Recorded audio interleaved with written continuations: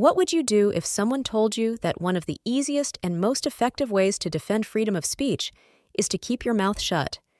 Because different political factions are caught in a destructive cycle of verbal warfare, the government is playing a part in it. Freedom of speech has become a selective political chess piece, which is praised and appreciated by those in power when needed. When it is not needed, those in power turn pale and avoid it.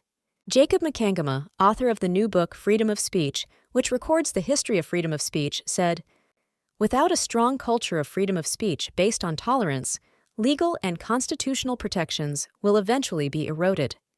Both Democrats and Republicans view freedom of speech from different perspectives, with their own grievances, which indicates that people generally have lost confidence in the First Amendment. The erosion of freedom of speech even occurs in schools. According to the American PN Report, since January last year, Republican lawmakers have introduced more than 150 state laws to restrict teachers' ways of discussing race, sexual orientation, and gender identity in the classroom. As written in the law, the purpose of the First Amendment is to protect citizens' speech from government restrictions, not from private companies or other entities.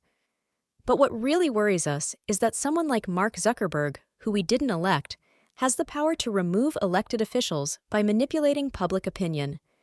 I think this should make us really worried, even though we do think that Trump should be kept silent.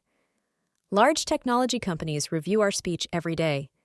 We have seen that the content of the protest on Facebook platform about Black Lives Matter was mistakenly deleted, as well as LGBTQ content, art, and satire.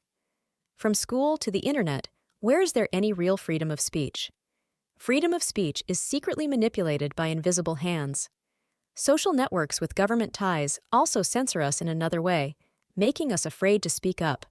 A 2020 survey by the Cato Institute showed that 62% of Americans self-censor, afraid to express their political views on specific topics. This illustrates a paradox. Americans may enjoy the strongest constitutional protection for freedom of speech in world history, but they still worry about the consequences of being fired for expressing certain political views. It's not just the United States. Since 2019, at least 37 countries have passed laws to strengthen the censorship of individuals or news organizations. Defending freedom of speech with all one's strength was once the ideal of liberals. In the United States, many legal victories in expanding the scope of permissible speech have been made to defend liberal spokespersons against government power, such as ruling that students cannot be forced to recite the Pledge of Allegiance, ruling to protect students' rights to demonstrate against the Vietnam War, ruling to allow the burning of the American flag, and so on. However, many progressives seem to have lost confidence in this principle. The progressive movement in the United States is a force for good in many ways, fighting for social and racial justice, striving for fair wages, fighting for a fairer system and society, and attacking hate and false speech. In the process of striving for tolerance, many progressives have become intolerant of those who disagree with them or express other views, and have exhibited the self-righteousness and nitpicking that the right has long displayed and that the left has long abhorred. This makes it impossible to determine the boundaries of speech.